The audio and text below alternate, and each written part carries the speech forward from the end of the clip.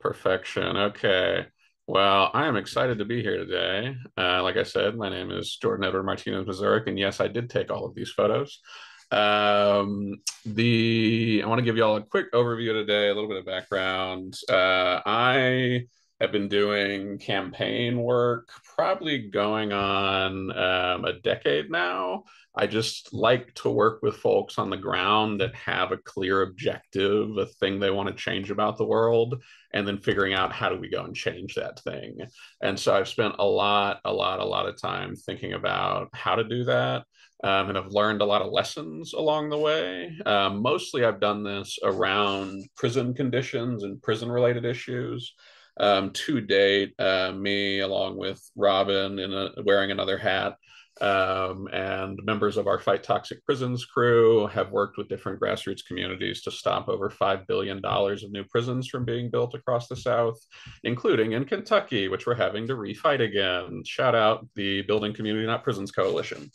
But we spent just a lot of that learning a lot of things, and we're working on right now developing a sort of 2-day strategy intensive where we can work with different grassroots groups over the course of multiple days and really bring in some, you know, strong, like how do we take a campaign from 0 to 100, right? And so a lot of what we're going to be covering today is just a small fraction of that is going to be a broad overview of our approach to campaign planning. But to give folks a little bit of a sense of what we're going to be talking about, we're going to go into right after this talking about, I'm going to kick it over to Kimmy and Robin, because I want to hear a little bit about the work that KFAN's been doing, both around the Farm Bill and the Food is Medicine campaign. So we're going to get a little brief refresher on that. We're going to talk about sort of components of campaigns, what goes into them, what we need to be thinking about when talking about campaigns. We're going to dive into the distinctions between strategy and tactics. And then we're going to do a little group breakout activity that I like to call SWOTFA analysis. Folks might be familiar with SWOT analysis. We'll go into what that is. And then after that, we're going to be talking about building and sustaining teams to lead campaigns and what goes into that.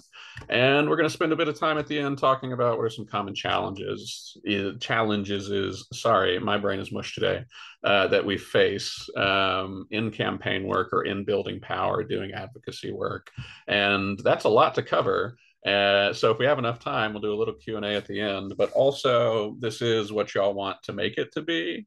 And so if there's different areas that we want to spend more time talking about, I'm hoping that's going to be a bit more conversational, not just a bunch of slides and whatnot being thrown at you. With that being said, we're already 7 minutes behind schedule, and that's just how these things go. But no Is. pressure in terms of the time. I want to kick it over to Robin and Kimmy just to talk a little bit about KFAN's campaign work to date. So yeah, as I think many of you know, we have two ongoing campaigns. Each year our members choose our policy priorities, but these campaigns were chosen in the previous year or so and are still in their early stages. And so those are the Food as Medicine and the Farm Bill. So I will give you a little overview of Food as Medicine for those of you that aren't part of that campaign or related working groups. So Food as Medicine is essentially a prescription for fresh fruits and vegetables or medically appropriate meals for folks that have long-term medical conditions, things like hypertension, type 2 diabetes. There are also programs for pregnant folks as well to help maintain nutrition during their pregnancy.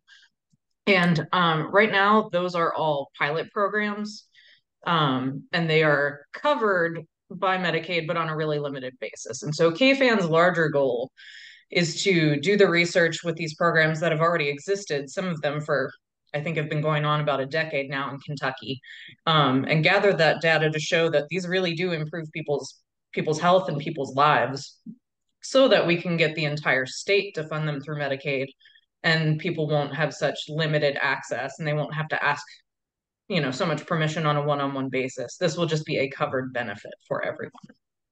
So that's the broad overview of food as medicine. Kimmy, if you want to tell us a little bit about the Farm Bill. Yeah, so those of you who are not familiar, the Farm Bill is a piece of federal legislation, and it's a huge piece of federal legislation. It's called like an omnibus bill, meaning it's very big, and a lot of stuff is housed in it, including SNAP, which but I mean, that's not just it. A lot of the farmers market nutrition programs are in it as well.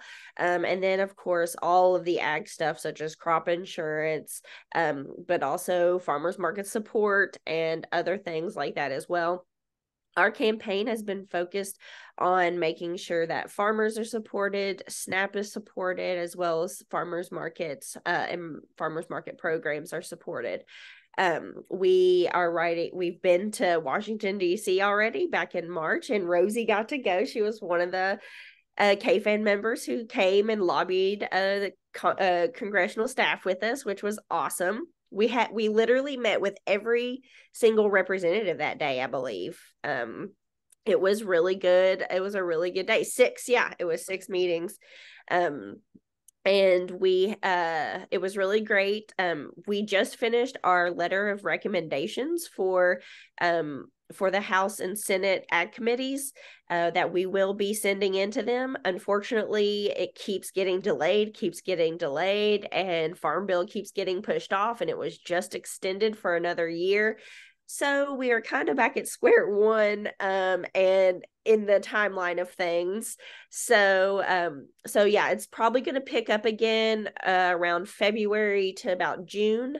And then probably around June, July, it's probably going to fall off again because a lot of congressmen and their staff will be focused on the election. And other elections going on, so we're trying to get in there in that time frame. And we've developed materials. We have had in district meetings as well, not just in Washington, D.C. So yeah, we're looking for people to join. I also read y'all's strategy sheet for that campaign. Is very thorough, very well done. Thank you. Yeah, me and Jessica went through that. It was pretty rough, but yes, thank you. Do folks have any other things that they want to fit in if y'all been involved in either of those campaigns that y'all think is good to mention? I didn't know if Rosie was like, I love the Farm Bill. Probably a love-hate relationship. It is. Isn't that always with legislation? Okay, okay. Well, I love that y'all are solely doing two campaigns. I've run into orgs and networks that are doing like a million at once and just don't have the capacity for it. That's So fair. We yeah, have policy priorities that our lobbying staff will then go and kind of push in this shorter term session. But as far as the things that we know will take years, yeah, I'm also glad we just have two. it's amazing. Well, sort of going off of that, and I want to get this into a little bit of a group discussion. But I want to know what folks' thoughts are around what are components that need to go into making a campaign. What do you need to make that campaign a success? Feel free to popcorn out, drop it in the chat. Let's just get our gears turning a little bit.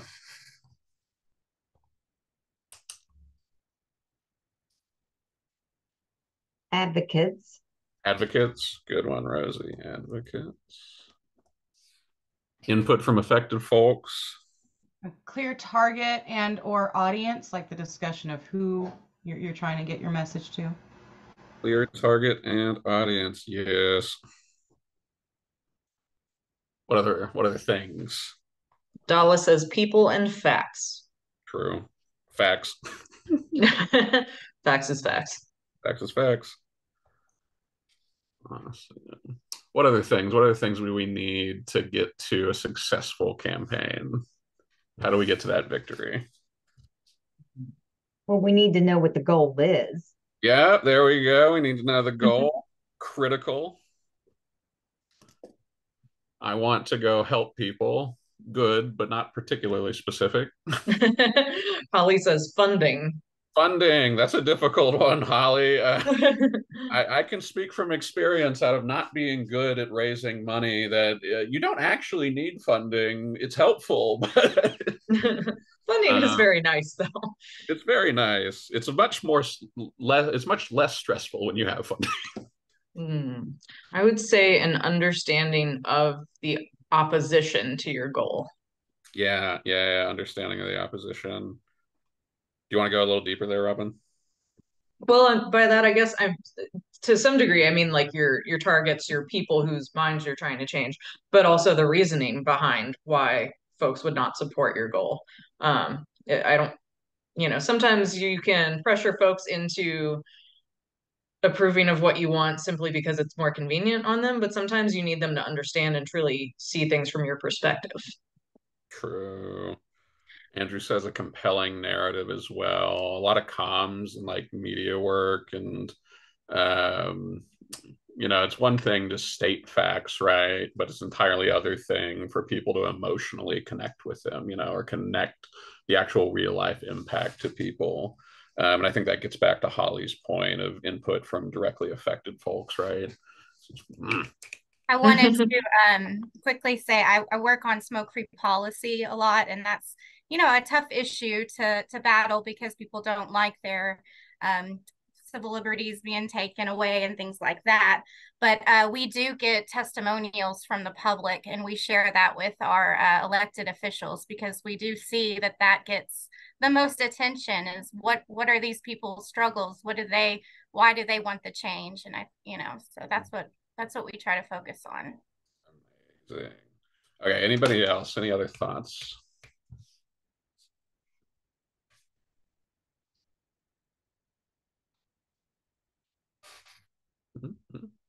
Okay. I think this is a great start, and we're actually going to hit on a lot of these different pieces over the next hour or so together. But one of the ones I wanted to go off of, or what I tend to think about when I'm asking myself, okay, we're going to start this new campaign. Where do we start from? What questions do I need to ask myself in order to really get this thing going? And I like to cheat, honestly. And what I mean by that is we're all in the movement, folks. We're trying to make the world a better place for people, right? And so I'm asking myself, who's already done what I'm trying to do, right? Has anyone done what we're trying to do before? Have they tried to do it? Were they successful? Did they actually get it done? Did they not get it done? Why or why not? And then I think this is critical because a lot of times we see campaigns succeed, and I think we draw the wrong lessons from why they succeed because we don't ask ourselves what is the context in which they succeeded, right? The political landscape, the movement landscape in Kentucky looks a lot different than California, for example, right? It can look a lot different in states across the South. And so for me, when I'm sitting down, I'm like, okay, what are the key differences that exist between the organizing landscape that we're working in and the ones where other people have tried to do this? And I went on just because I was like curious. I went online and I was just Googling like food as medicine campaigns and stuff like that. And I didn't even realize I'd never heard of it before until Robin brought it up that y'all were doing it as a campaign. And I went and found this coalition site, the Food as Medicine Coalition. And I was like, oh, there's a lot of states that are working on this, and a lot of them with like similar political contexts to Kentucky. And Dang, I've never seen that list before. Like, I know other states are doing it, but that's so comprehensive. yeah, I'll drop the link in the chat. Yes, please. And maybe Tyler and some other folks who have been working on it have, but more Yeah, knowledge is better. and I hadn't heard of any of the campaign before. I think it's a brilliant idea. And yeah, that's my first go to is when I'm asking myself, okay, how do we get this thing done? It includes all of those components that y'all said, but also I think just the starting point is like where folks tried to do it before and what lessons have they learned. And so I think a lot of that research that goes into it is also sort of a critical component. Let's see. So that's just where my brain, bye, Dala, good luck with the audit. Everyone sends vibes and hugs and Get dollar vibes, and we'll send the recording out so you can watch the rest. Yeah, and Dala feels whelmed, so that seems pretty good.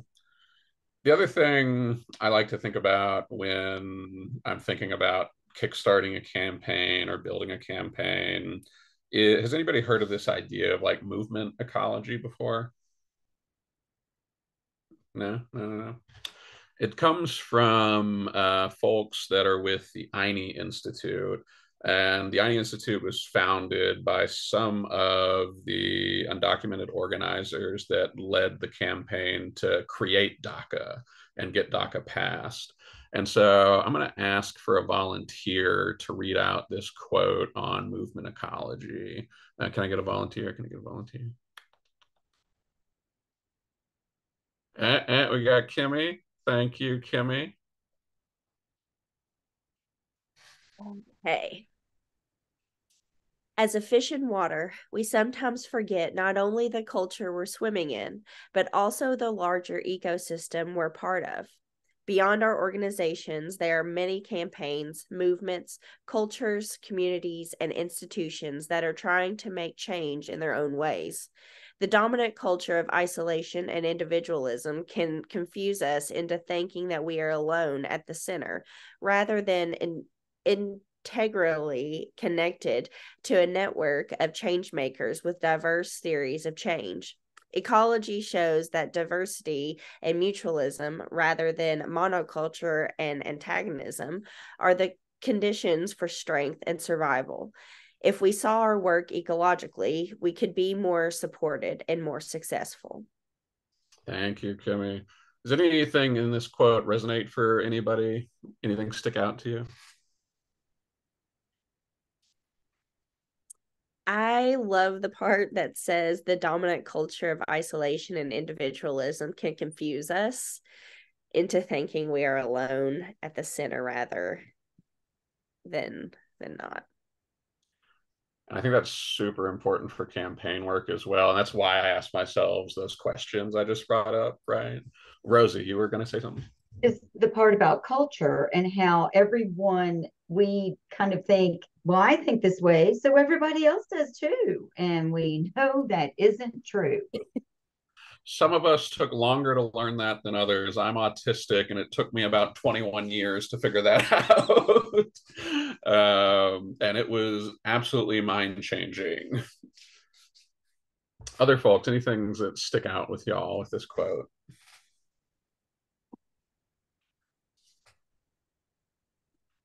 I love the use of the word monoculture because, I mean, in food and agriculture, we know that monocropping is pretty destructive to the land. You know, it absorbs all of one thing and depletes it of that resource, and makes it far less usable in the future.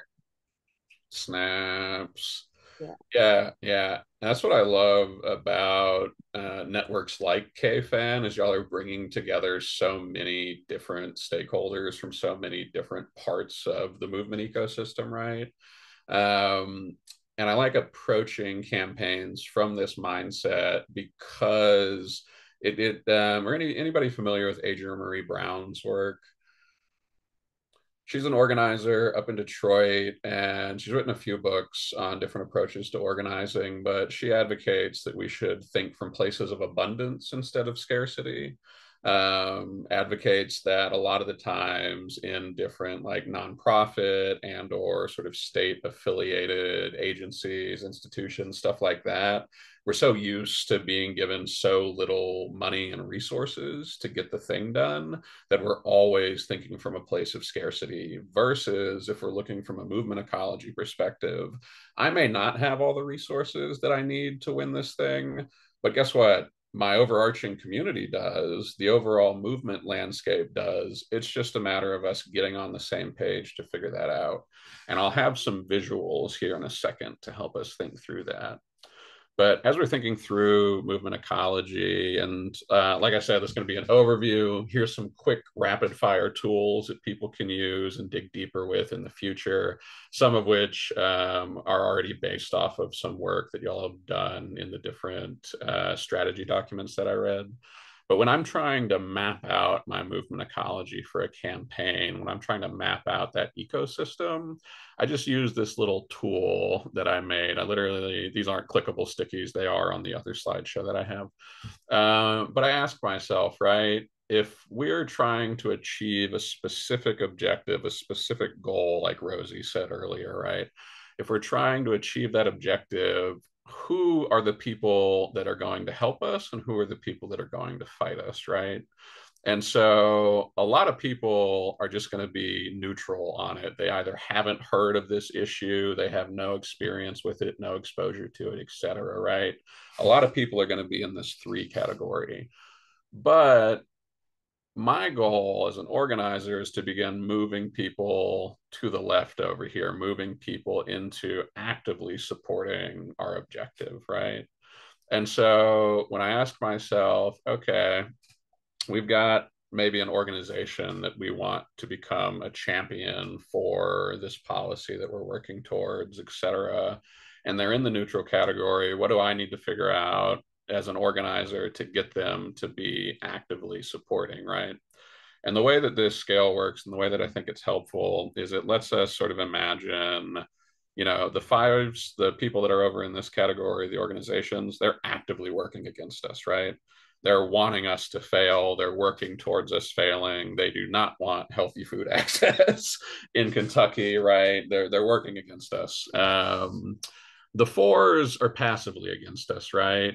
They may not actively be working against us, but they're on paper, like they don't agree, right? They don't agree with the policies we're working towards. They don't agree with the goals that we're trying to achieve. They're not doing anything actively to support that, though, right? The neutrals, like I said, are neutral. Would that include the folks that just don't want to spend the money for it?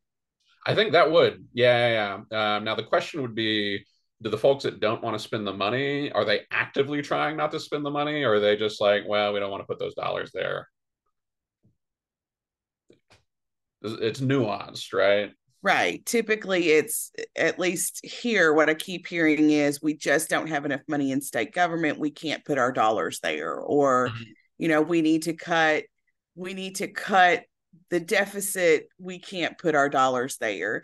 And so it feels like maybe they're not actively against, like they're not actively saying, no, we don't want people to have this access to this, but rather we don't want to spend the money and they should be responsible for that themselves.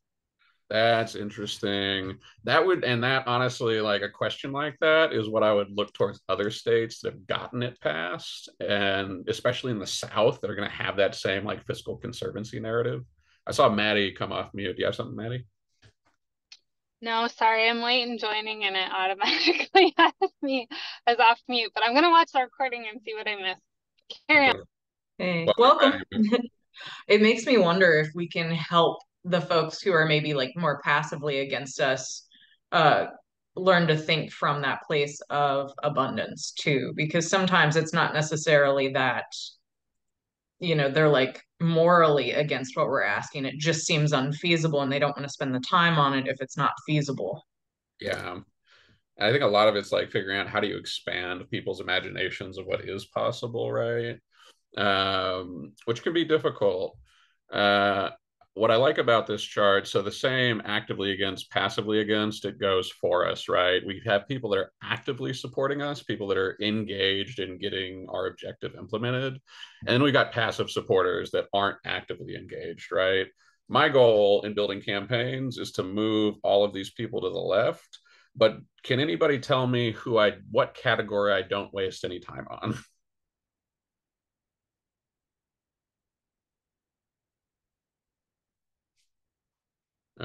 Wait, I need to pull up the chat. Are you typing in the chat, Kimmy? Well, I mean, when I think about campaigns, like typically there doesn't seem to be a whole lot of time spent on the people who actively support. Like they're already on your team, right? So you really don't seem to dedicate as much time or resources to them. And I think that is not necessarily the way we should go about it. But I feel like that's what often seems to happen. I agree. Natalie? I was just going to say that in the messaging world, I feel like I missed the first half of what you said, so I don't want to go against what you just said. But in the messaging world, you spend no time on the people that are actively against you.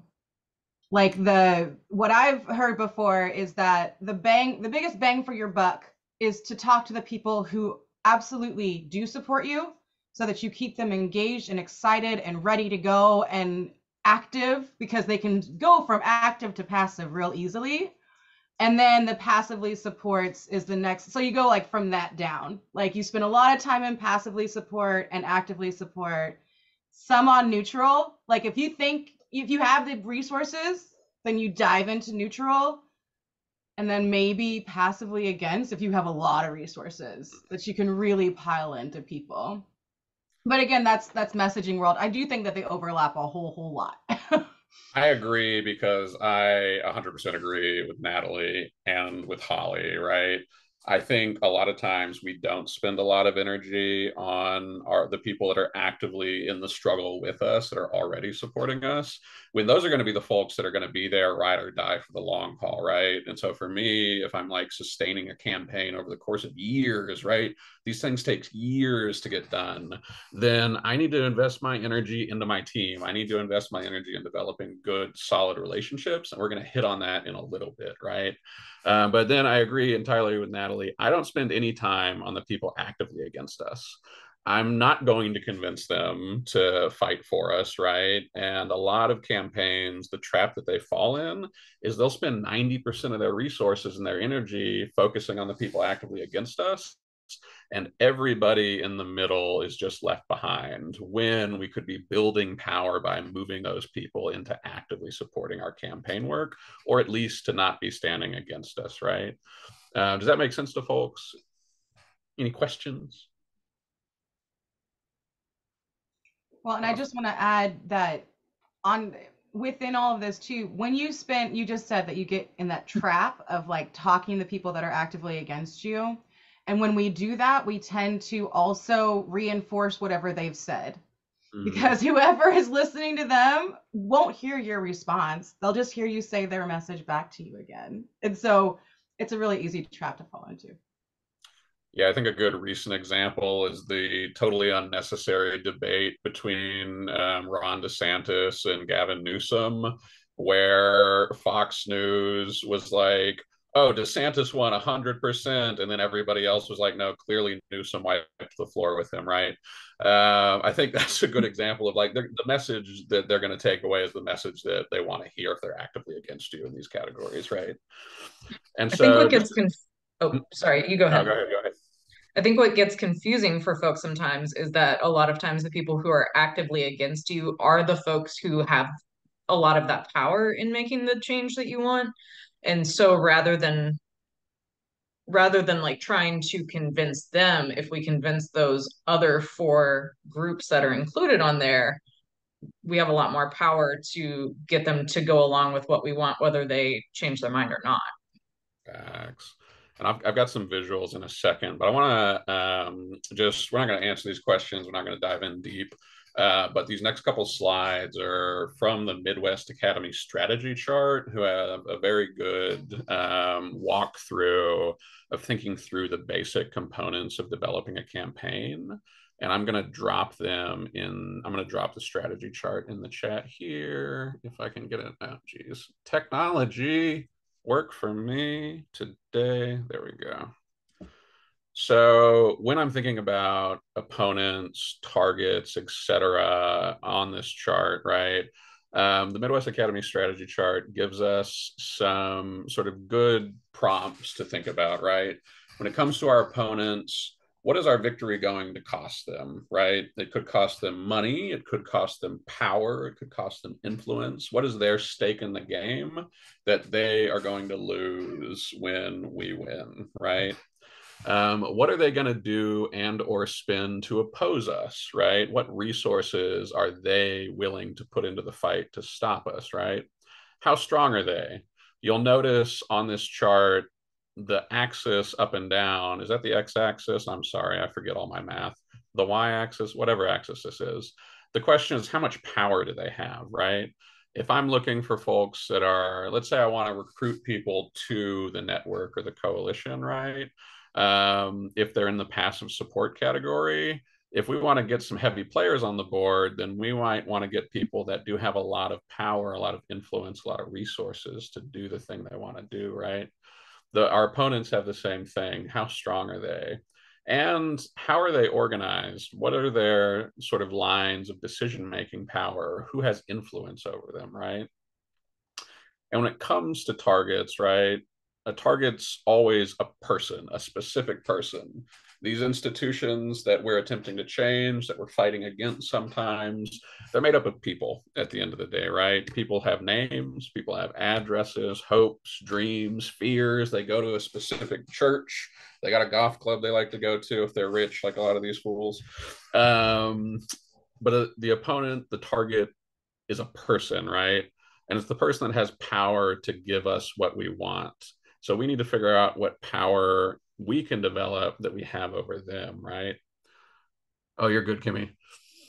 And then, so that's primary targets, right? Who are the specific people we're trying to influence? Secondary targets are who are the people that have power over them, like I was saying a second ago. Who influences them? For some of the campaigns that we've been working on, for one in Alabama, for example, we've been trying to connect with the kids of the executive of the construction company trying to build the prisons we're fighting, right? Because the kids are on TikTok, they're all socially conscious, right? We're trying to figure out multiple routes of secondary targets to figure out who our primary, how to influence our primary target. So these are questions that are in the strategy chart. We're not going to dwell on them too long. But then when it comes to allies, the other questions that we ask, thinking about people we want to get on our side, who cares about the issue enough to join us in helping us, right? Who, their organization, the individual, who cares about it? Whose problem is this, right? Holly mentioned earlier, getting directly impacted folks involved. This is a powerful, powerful base, especially when it comes to food access and food health, right? I know there's hundreds of thousands of people, that have been impacted by food insecurity. I'm one of them, for example, right? There's a lot of people that are touched by this type of issue. How do we create space to bring them into this campaign that we'll talk about in a second, right? How to make that space. And what do folks gain if they win? What do our allies gain? What risks are they taking by joining us, right? Could be reputational, could be financial, could be lawsuits, right? If the campaign gets a little spicy, what risks are there that we can help mitigate? And what power do they have over the target? And what ways are they organized? Now, that was a lot rapid fire real quick. Like I said, it's in the strategy chart. But are either of these slides bringing up anything for folks in terms of the stuff y'all are working on?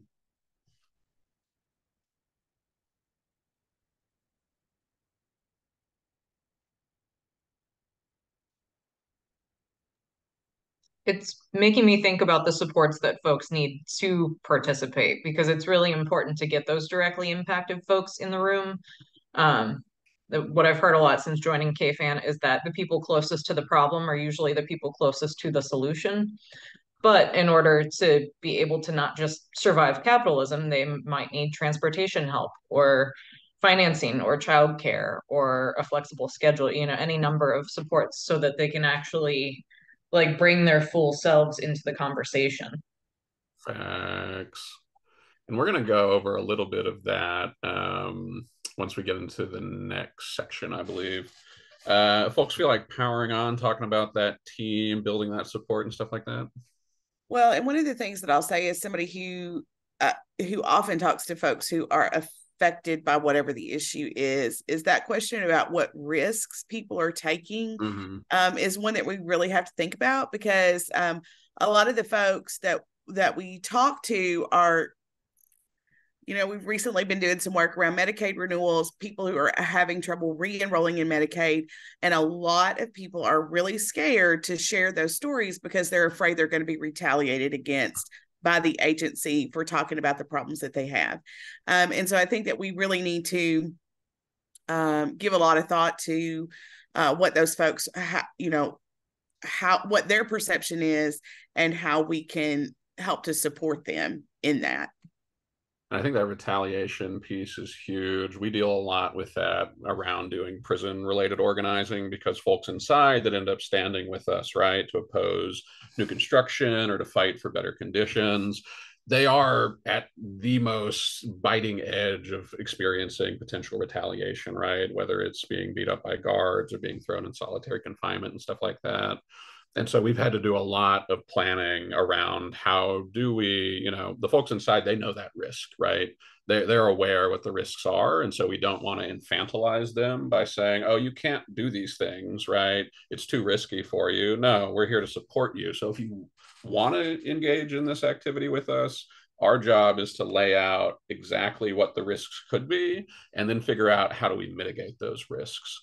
And so a lot of times for us, that looks like building teams specifically dedicated to risk mitigation and retaliation support, right? If somebody gets end up thrown in solitary confinement on one of our campaigns, for example, we'll get our team together, we'll do a phone zap, we'll make sure that every higher up at that prison knows that we're watching them, and we'll just keep going until they get let out, for example.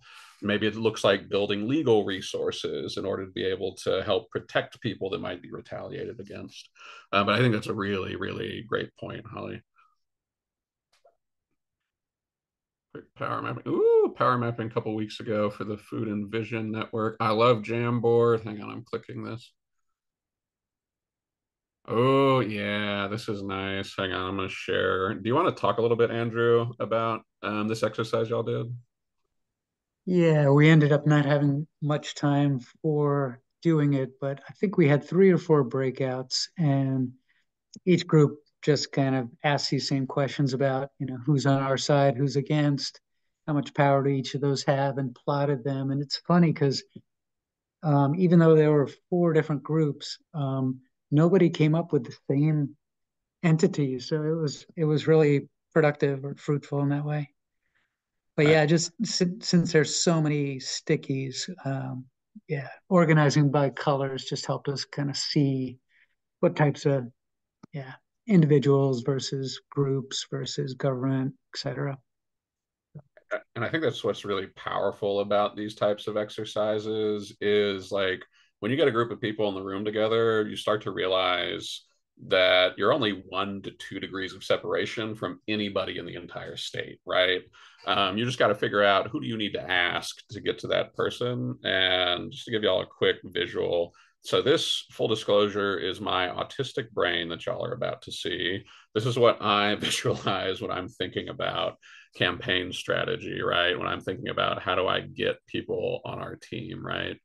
So a lot of times, if we're looking at this, right, each of these circles could be an organization. It's just, it could be a coalition space, for example. It depends. Usually I would imagine this as like an overall coalition space, this formation.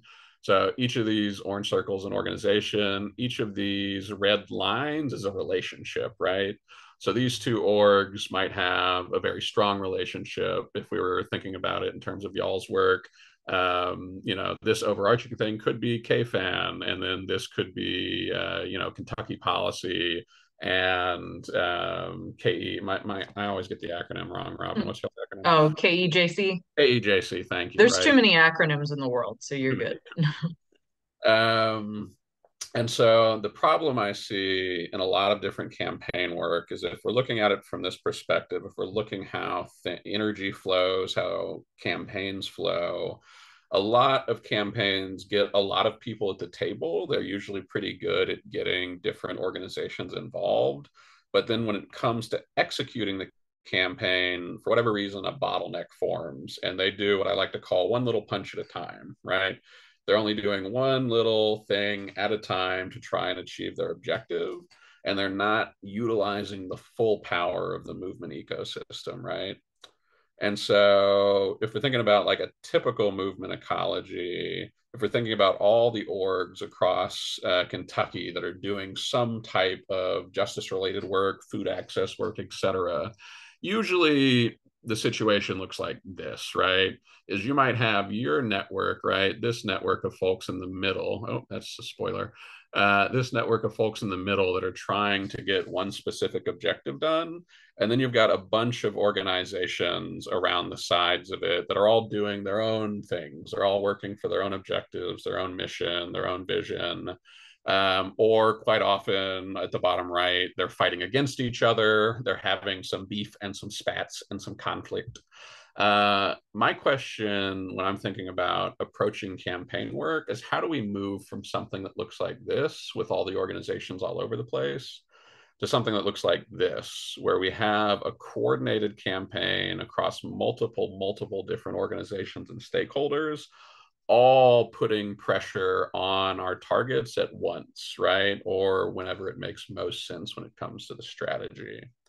And to give you a little mini brief example of this in action, in Alabama, we have a coalition called the Communities Not Prisons Coalition that we built. It has about 10 organizations in it.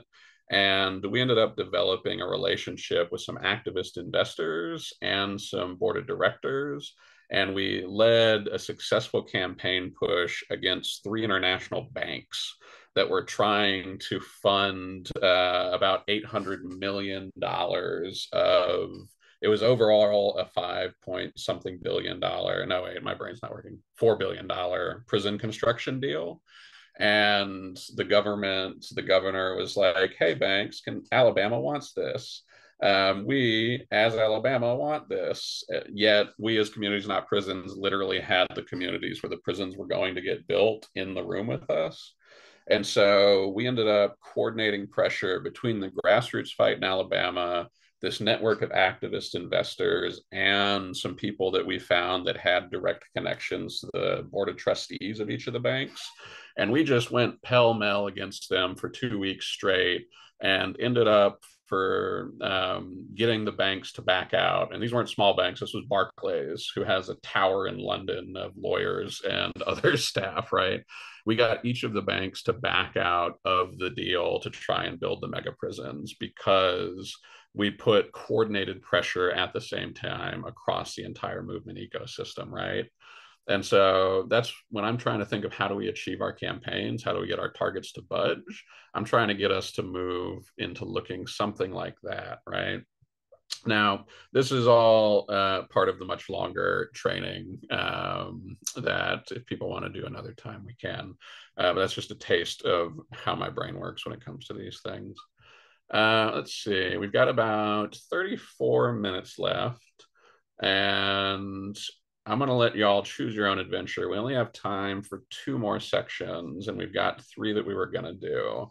One of them is going to be diving into strategy, tactics, talking a little bit about that. One of them, we were going to do breakout groups and do a strengths, weaknesses, opportunities, threats analysis. And then the last one we were going to do was diving into team building and making space for how do we actually build teams, especially with directly impacted folks, as powerful. We only got time for 2. So what do folks want to do?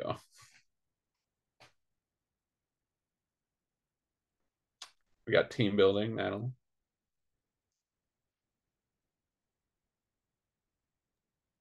I lean towards not breakout groups just because we are a smaller group already. Makes sense to me. Makes sense to me. Any other folks? Bueller. Okay, thank you. I have been using that joke and nobody understands it anymore. You're talking to people who are too young. That is insane. I agree. That's beyond me that nobody would understand that. You have found the proper age group for that particular joke. I understand it and hate it. I want to like that movie. I have yet to figure out how. So funny. Okay, so indulge me for a minute. We're going to talk real quick about strategy and tactics because I think those are really critical components alongside allies, opponents. I'm just going to give you all an example of a SWOT analysis. We won't do it today together, but I'll give y'all a worksheet that y'all can do on your own if you want, or with a group or in the campaign teams.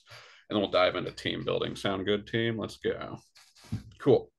So when it comes to another critical component, one that was not mentioned when I asked the components of a campaign, right? Nobody mentioned strategy. Nobody mentioned having a set plan, right? Which, don't worry, it's common across the board. It's every space I go into. It's generally one of the last thoughts, but I think the most important. And so it's another popcorn section. Shout it out to me, folks. What is strategy? What are tactics? And what's the difference in your own words?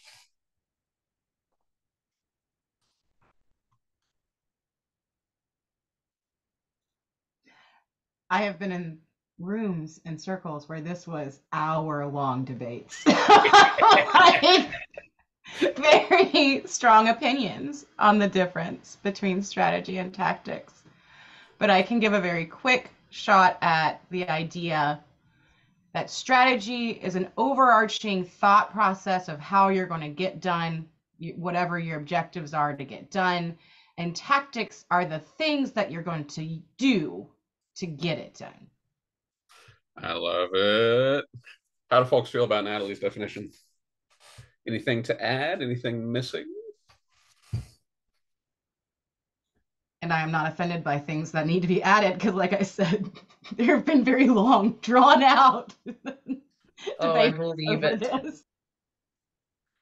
I feel that tactics without strategy are not nearly as effective as they could be. Interesting. Holly, do you want to dive into a little bit more in terms of your comment?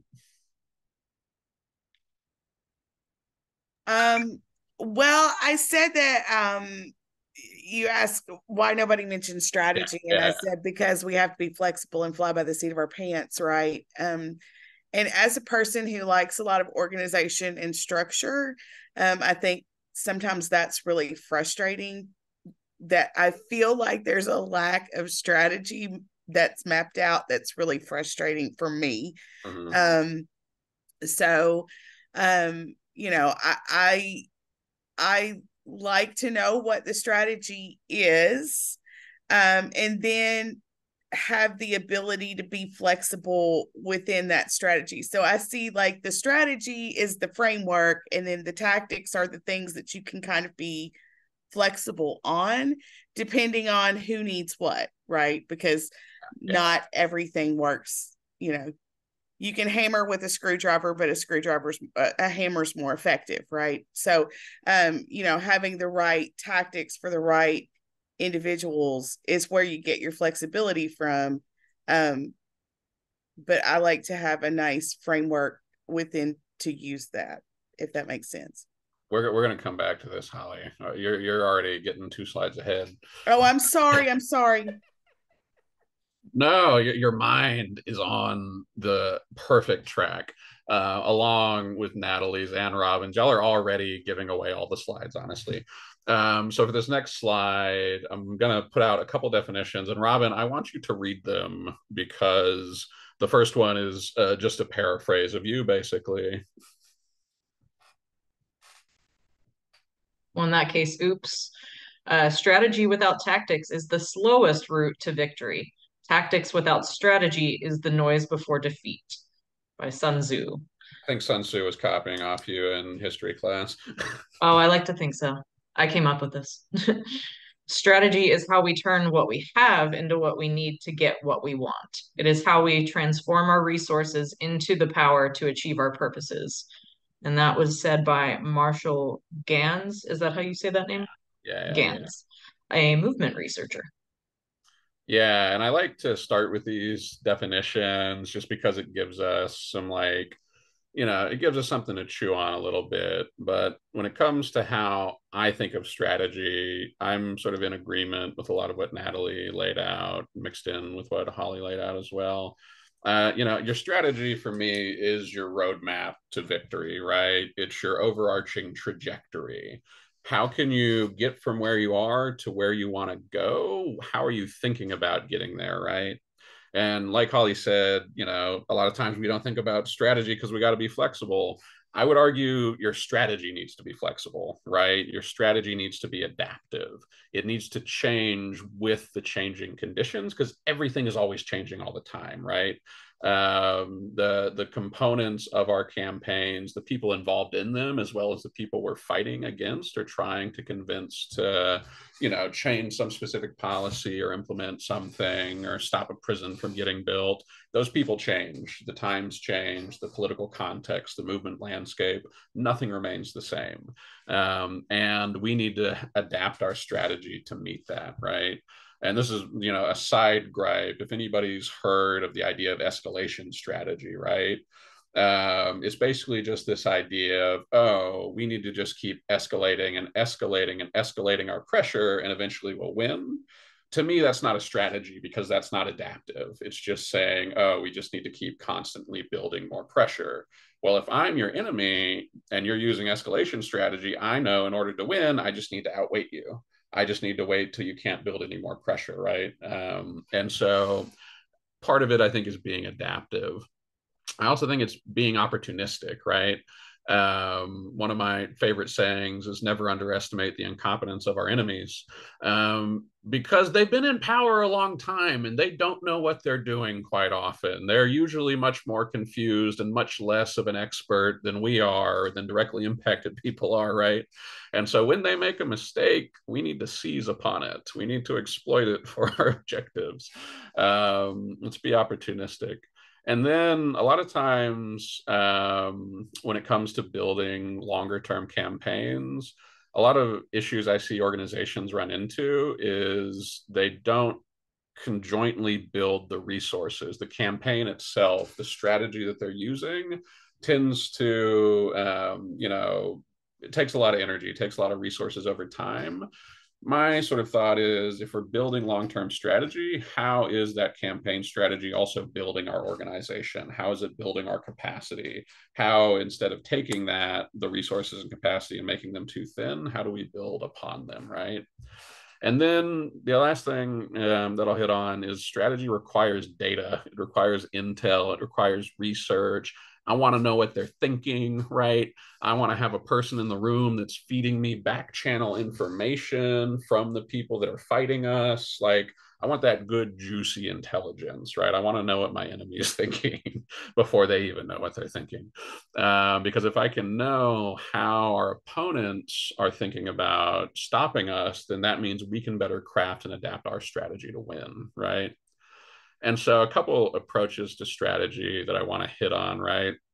Has anybody heard of this idea of inside-outside campaigns? Any thoughts? Any thoughts? Seeing some shaking heads. When I think of an inside-outside campaign, right? When I'm thinking of my enemy's power structure, maybe it's an organization, maybe it's an institution, maybe it's a state agency. Like we said earlier, they're just made up of people, right? All those institutions are made up of people. So when I'm going and thinking through how do we build a campaign strategy when it comes to our enemies, one of the rules I have for myself, and one of my Jordanisms, is this idea of no monsters, no monoliths, right? When I'm thinking of my enemy's institution, it doesn't help to think of every single person in it as monsters, right? As, oh, they're all just the most evil people in the world and they want to pull one over on all of us, right? Because a lot of times our enemy's institutions, they're just made up of everyday people that are out there getting a paycheck, right? They're just trying to make a living. They're trying to feed their kids. They're trying to do everything the rest of us are trying to do, right? And a lot of times, and this is where the no monoliths parts come in, right? Our enemy's institutions are also made up of dozens, if not hundreds, if not thousands of people.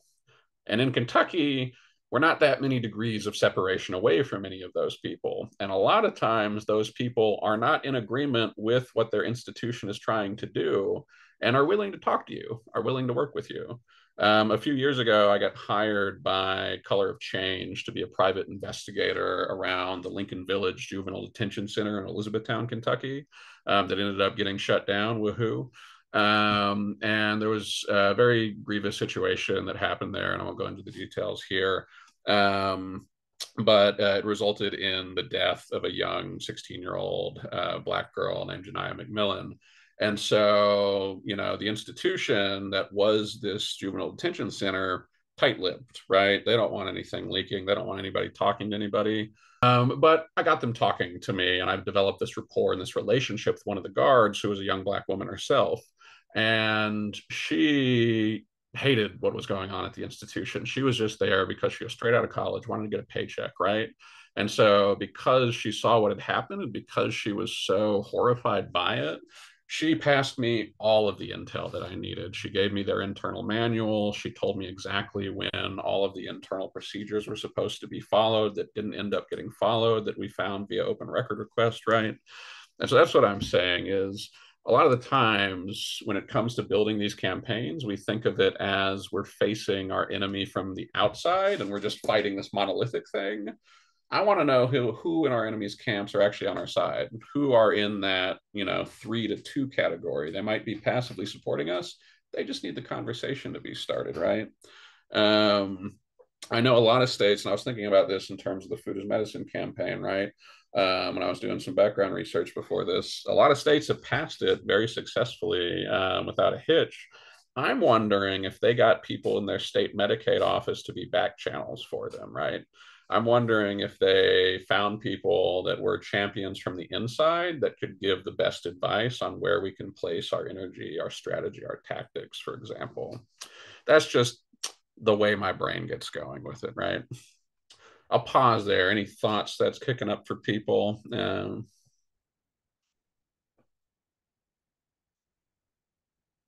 Adaptive and opportunistic, more words that apply to plants. I love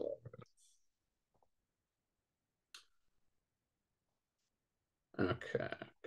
We won't dwell too long on this section. We want to get into the team building one. I'm going to go ahead and skip the other things. We already touched on them, right? Data, knowledge is power. We want to know information, intel. We're going to talk about tactics in a second, but I think Holly already hit on it earlier, is we want to use tactics that are relevant to our targets, right? And we already hit on this one, nothing about us without us. We want the most directly impacted people in the room because they're the closest to the problem. They're going to have the best data when it comes to figuring out the solution, right? It's our job to figure out how do we create spaces that can help them contribute in a meaningful way. So just quickly to touch on tactics, we talked about strategy, right? Strategy is that roadmap. And then, as Natalie pointed out, tactics are the tools that we use to get there, right? Our tactics are everything in our toolbox to pressure our targets, right? And when we're thinking about tactics, this comes from the Midwest Academy strategy chart as well. Already dropped it in the chat for y'all. But the tactics we want to use, they got to be in context, right? Kentucky, the institutions we're fighting against, there's going to be very specific things that we can do in terms of tactics that might work, that might not work, depending on the targets, right? It's all about the context. They need to be flexible and creative, right? Tactics need to change, evolve over time, depending on how your target responds to them, depending on the changing political condition. Like we said, they need to be directed at a specific target, specific person, specific office, etc. They need to make sense to the people that make up the campaign. Who are the people that are actually throwing this campaign out, that are building this campaign, that are going and doing these targets? If it's a protest, for example, you're a lot of times directly impacted people that have never been to a protest before might be a little concerned about that, right? So part of what we got to do is educate our membership about the history of protest and how it's been successfully used to achieve, long-term objectives in the past, right? Maybe it looks like creating a friends and family type of protest that's joyous, right? Where we have street vendors and food vendors and we make a party, right? It could be something like that. But the tactics need to make sense to the membership. And they need to be backed up by specific forms of power, right? If we want to launch a lawsuit around food access, well, we got to have lawyers to do that, right? We need to have specific power, specific resources to do that. And this is a list of tactics that folks could go into.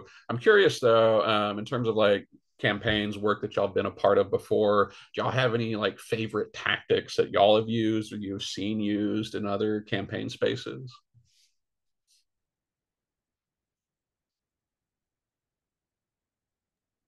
not necessarily a favorite, but letter writing can be super effective.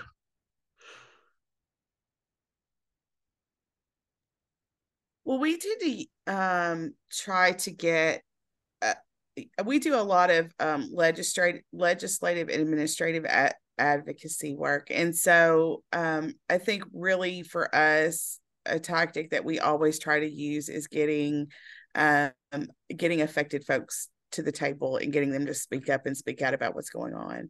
And I think, getting them in touch with their whether that's getting them in touch with legislators, getting them to do legislative testimony, getting them to meetings to talk to administrators, getting them to, we do some video work around story sharing and things like that.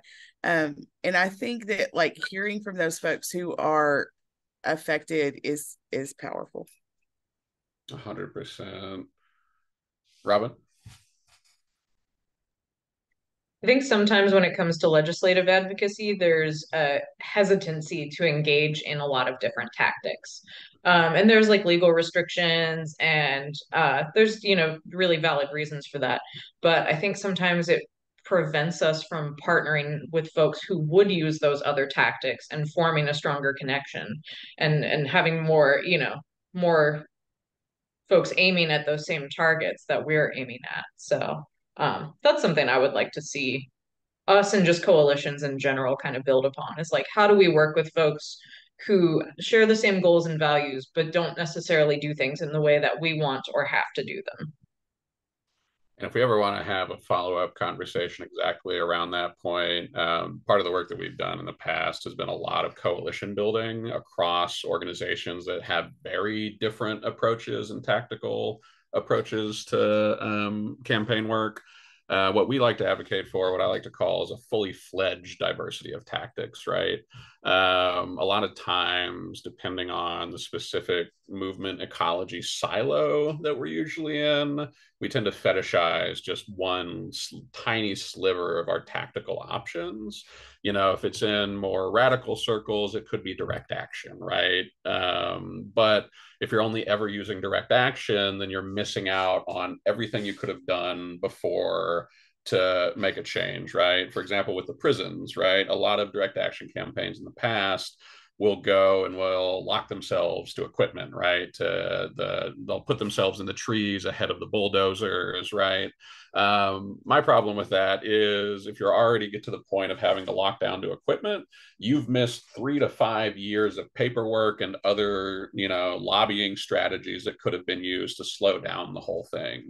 And that's how we won the first campaign against the federal prison in Eastern Kentucky, was we spent those 3 to 5 years doing the, nitty gritty paperwork challenges, making friends with the landowners and stuff. But mark our words, we were prepared in case push came to shove and we needed to go and physically stop it, right? That diversity of the tactics gave us a very full toolbox. Our job was to say, how does this fit into our strategy, right? I love that testimony in public meetings and emotional firsthand experience. And I love, Rosie, the letter writing as well. There was a campaign that we worked on to stop the execution of Melissa Lucio in Texas, who has a documentary on Hulu if folks ever want to go watch it. The state of Texas versus Melissa. Tragic case. Should be, free and definitely not on death row. But there was a lot of people from out of state trying to organize to stop this execution with no analysis of power campaign building. And we're not engaging in any sort of tactics to help stop it. They were just like, we should stop it. And we were like, okay, how? So what our team ended up doing was we got 800 letters written to the Texas Board of Pardons and Paroles, who are in charge of approving the final execution, right? And because we got 800 letters across the state solely from Texans challenging them, telling them not to go forward with this execution, they ended up backing off entirely and punting the responsibility. We were successful. We did stop her execution across the broad effort. But those letters, right? Those letters, I think, really put the pressure on them over a number of months. So it's about, what kind of tactics, right? And the specific targets. Great example, folks. Great example. Okay, so let's see. We're gonna talk through that. I'm gonna just drop this later. We won't go into it now. We only got 12 minutes left. Let's spend the last 12 minutes talking about teams. And specifically, I'm going to be very provocative and say you only need 5 to 8 people to win any campaign. I say this because with no money, no resources, etc., all of these prisons that we've stopped across the South, mind you, have been with 5 to 8 people on an average budget of $10,000 a year for the past decade. And so, yeah, when I say you need 5 to 8 people to win a campaign, what I mean is you just need a team of 5 to 8 dedicated people with capacity, with heart, that are willing to be in it for the long haul, right? And willing to create a strong team culture, right? And so for me, a couple of the things that I think about when it comes to recruiting those teams is one, doing one-on-ones with folks and figuring out, these may be folks in that passively supporting category. I want to get them to actively supporting, or there may be folks already involved in the campaign. But I want to figure out, what is their self-interest in this? Why are they choosing to work on this, right? What is their stake in the game? And I want to go in deep with them around that. I want to spend a lot of time really developing a relationship and getting to know them. And I think this gets back to a bit of the discussion earlier around how a lot of times we don't spend any time on the people working with us, right? In terms of the energy that we're putting into campaigns. I think, and I agree with the comments said earlier, it's where we should spend the most of our time because these are the people that are going to be in it for the long haul. And so I'm just dropping resources in the chat. This is an example of a one-on-one guide of that first initial meeting you're going to have with somebody that could be your team member. And these hold the questions that I want to try to get to know out of that team, right? I want to know what their personal motivations are. I want to know, actually share screen real quick. I want to know their personal motivations. I want to know specifically what capacity do they have. You could be the best organizer activist in the world. I'm probably not going to start with you in terms of recruiting you for my team because I know you don't got any time, right? People that are in the work tend to be spread quite thin. And so I quite often look for people that are brand new, that haven't been involved in the work before. And my job as an organizer is to figure out, okay, you're brand new. How can I skill you up to feel confident enough to be a part of this campaign, to take on responsibilities, right? And y'all can look through this on your own, but also I want to know like your communication style. I want to know what experience do you have, and I want to know what skills you want to grow in, right? Who do you want to become? How do you want this campaign to help meet your own personal goals? If you want to learn to get good at public speaking, right? Well, maybe we help train you up to be that person on the mic, right? That type of stuff. The other thing that I think is useful, and I see a lot of campaigns struggle, is okay, you're building this team, but how do you get more folks involved just beyond that core crew of people, right? How do you build the structures within your campaign to get people involved? And has anybody heard of this idea of a ladder of engagement? So I'll drop another example in the chat from another campaign. Was that a maybe, Holly?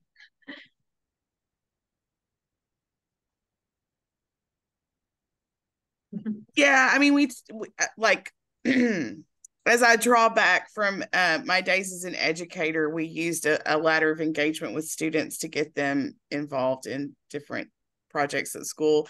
I imagine it's very similar, but it's probably not the same thing. I mean, I would imagine it's quite similar as well, right? It's just basically, and I'll share screen real quick. This is an example ladder of engagement for our campaign in Alabama against some of the mega prisons. But if we're thinking about the people that are in like the passively support category, what is the bare minimum way they could get involved, right? That's the first rung on the ladder. And for us, it was signing up for updates around the campaign and following us on social media, for example. Then from there, how can we get people more actively involved? How can we help grow their leadership within the campaign, right? How can we get them involved in more tactics? Well, what about sending a letter to lawmakers is the second. It's more involved. It takes more energy, right? From there, maybe it's inviting other people. Maybe it's organizing their own communities to send letters to lawmakers instead of just writing it themselves, right? Instead of writing a letter, maybe it's making a call. And these were to younger folks, mind you, and younger folks hate making phone calls. But, that's why it's so high up on the ladder, is just calling them. But it's thinking about what are the steps of getting people engaged that can help either grow their involvement, grow their leadership, grow their responsibility, for example, in a pathway that, builds the overall capacity of the campaign. Does that make sense to folks? And then the last thing to touch on when I'm thinking about recruiting teams is just setting expectations, right? A lot of times we end up burning ourselves out and burning everybody else out because we have not set boundaries with ourselves and others. And I'm speaking to myself here, right? Is yes, I do want to spend 40 hours a week just trying to achieve this victory. But that does not create space for anybody else to be able to achieve it with us. And it makes my partner very mad when I am not spending kissy, smoochy, smoochy time with them and am instead on another meeting, right? Or doing a deep dive into a campaign target. So at the beginning, when we're talking through capacity, I think it's really good to set the expectation of, 5 to 8 hours a week or whatever folks are involved in when it comes to the core team that you're putting together. If we have a lot of people putting in at least a little bit of time each and are dedicated over the course of weeks and months and years, we're going to get a lot of work done. We're going to get a lot of work done and do it in a way that's not going to burn everybody out, right? Let's see. And just to hit on these, and I, of course, have talked too much in the previous sections. Just to hit on a couple of approaches to campaign building or team building specifically, right? I think it's really important to build trust and affinity amongst your team. I want to know you as a person, right? Like I want to get to know you as a human being that has hopes, dreams, fears, etc. And I want you to get to know me as well, because the deeper we can develop that relationship, the clearer we're going to be able to communicate with each other, right? The more flexible we're going to be able to be as a team. We talk about this in some of the other work Robin and I have done together. But quite often we get seasonal depression, right, amongst our team. A number of us get seasonal depression. If we're comfortable enough with each other to talk about that in advance, to make plans around it, then we can, help support each other through that season. But also, some of us live in Texas. That's why I went back to Texas for the winter. Quite sunny all the time, even if it's a bit cold. It's very sunny outside right now. And so I can help mitigate that seasonal depression with my team. I can take up a lot of work now in the winter because I've made those plans. But it's getting that communication going, getting that flexibility. It's also super important when you're building that team to get clear agreements, right? How are y'all making decisions together? And what specific roles are needed? And these roles are important. I was hoping to have time for us to chat through them a little bit in terms of different roles that can be used in a campaign. I'll send out these slideshows afterwards with Robin, so folks can just get, a little bit of a sense. But if you Awesome. have read my mind. Yeah. If you have clearly defined roles when it comes to campaigns, then you have something that people can be recruited into or skilled up into, right? If you've got a very clear idea of the responsibilities of a media and comms person, then you can figure out, okay, amongst the people that we might want to recruit to this campaign, especially directly impacted folks, what skills do you want to be skilled up in to be able to fill some of these roles, for example? And yeah, like I said, we want to get to know our team, right? Because at the end of the day, we're all we've got, we're all that we need, and it's a long road ahead of us. Like this work never ends. So if it never ends, I want to at least be having a good time with the people that I'm doing it with, you know. There's no reason this can't be fun and joyful, you know. So I'm going to stop there. I'm already way over time. It was too ambitious of an agenda for these other sections. But It I want to, always is. That's yeah, not just a you thing. It just always is. yeah. There might be time in the future if we ever want to do another one of these and dive into some of the stuff we missed. But is there other like last rounding out couple minutes, any sort of questions, thoughts sticking out for you, things you want to like unpack a little bit?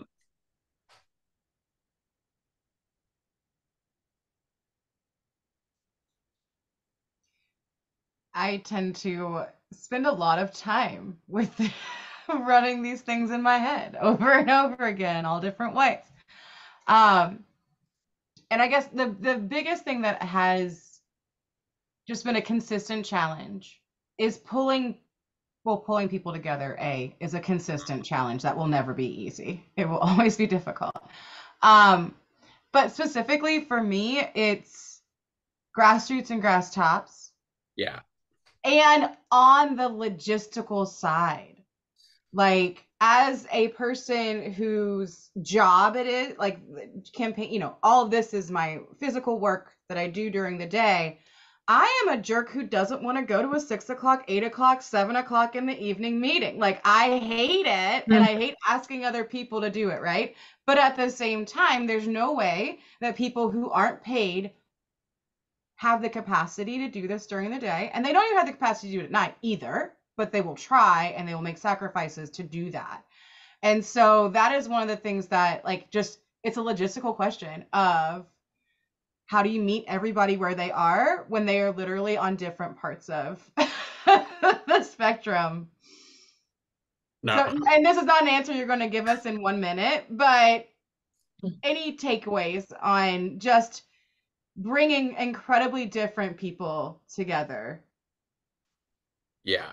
So you're getting into my sort of like that side of my brain. I spend a lot of time thinking about these types of questions. So my 1 minute answer to solve all your problems.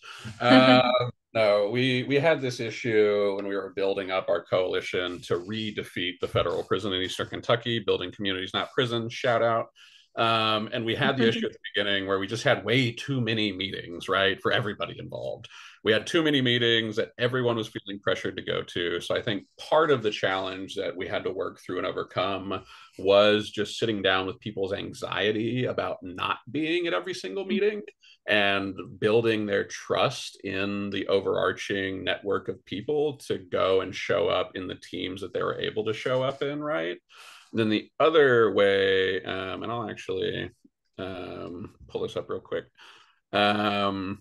And then it became that logistical challenge, right? Of, okay, we have, right now across the coalition, I think we have 6 standing meetings, 7 standing meetings. So first step was getting people comfortable, right?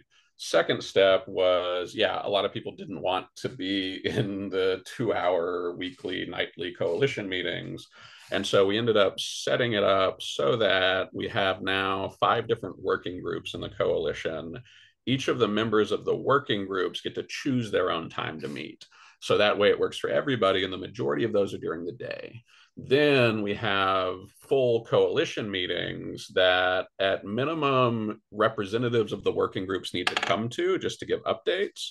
And if anybody else wants to come, they're welcome, but nobody else is pressured to come to those. And those are our evening meetings that were happening bi-weekly and are now happening once a month.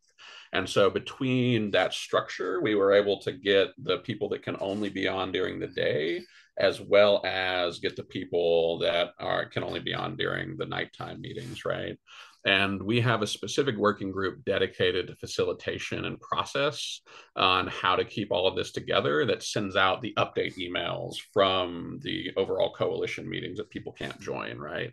And so, I think it can be tricky, but I've got facilitation guides that I've been developing that can help with those types of questions, specifically around coalition building or this type of network building. And that's a training I'm actually going to be doing next month for the Kentucky Center to Abolish the Death Penalty. And so if anybody's interested in that type of training, it's going to be a sort of a full day type thing that I'm developing. I would also add into that when we have rapid response needs, like things that will be big decision-making points like new paperwork dropping that has to be reviewed and commented on, say within like a 2-week time frame. We don't necessarily rely on exactly the same people to respond in that time period as we do during the normal, like extended, you can meet once a month or every couple weeks kind of thing. And so we have extra recruitment for when we need folks that don't have a year to dedicate to thinking about this campaign, but they are at least passively supportive, kind of want to help, but aren't really sure what to do. And they can go real hard for like every day for 5 days straight, you know? But then that's it. Then they like can't be consistently involved. And here's I dropped in the chat our bylaws, and like it has some visualizations of our structure for that coalition, just to give some folks some ideas. But we are 3 minutes over. I could keep talking the rest of the day, y'all. But I wanted to thank everybody for participating in this conversation, this little chat today, diving into some ideas. Like I said, my name is Jordan. I am part of Canopy Movement Consulting, LLC. We are a grassroots network of all BIPOC abolitionist organizers dedicated to the South, the majority of us from and or actively organizing in the South. And every little bit of change that we get from these types of things helps us go and do campaign work with folks that can't afford to pay for this type of stuff. So if anybody ever wants any follow-up stuff, I've dropped a little 2-pager in the chat, has our different offerings. And thank you all so much for the time. Yeah, I will forward this recording as well as all of the links from the chat. Is there anything else folks want particular follow-up with? Is it okay to share your contact info? I'm assuming it's on the Canopy Movement stuff. It's also on the last slide of the PowerPoint. Cool. Good. You'll be in there somewhere. Thanks, Jordan. Thank you so much. Awesome. Thanks so much. Thanks, y'all. It was great. Yeah. Thanks for being here. Thank you for being here. Very thorough. Thank you. Yeah. Awesome.